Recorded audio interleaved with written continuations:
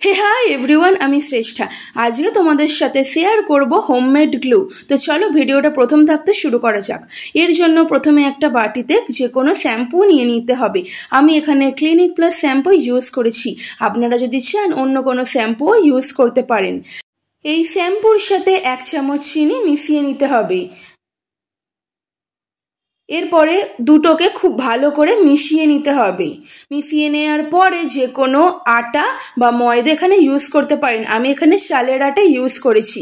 এরপর এই তিনটেকে খুব ভালো করে মিশিয়ে নিতে হবে। মিশিয়ে নিলেই রেডি হোমমেড গ্লু। বন্ধুরা, এই ভিডিওটাতে যদি 1K ভিউজ হয় তাহলে আমি তোমাদেরকে হোমমেড নেল পলিশ তৈরি করে দেখাবো। তো চটপট 1K ভিউজ করে দাও। আর বন্ধুরা, ভিডিওটা যদি ভালো লেগে থাকে তাহলে অবশ্যই চ্যানেলটাকে সাবস্ক্রাইব করবেন, কারণ নতুন নতুন ট্রিক্স এবং রান্না জানতে পারবেন। তো চলো যে গ্লুটা বানালাম দেখে নিই কতটুকু কাজে দেয়। এখানে আমি একটা কার্ডবোর্ড নিয়ে নিয়েছি, কার্ডবোর্ডের মধ্যে এই গ্লুটা দিয়ে আমি আঠাটা দিয়ে আটকে দিয়েছি। দেখো কত সুন্দর কাজে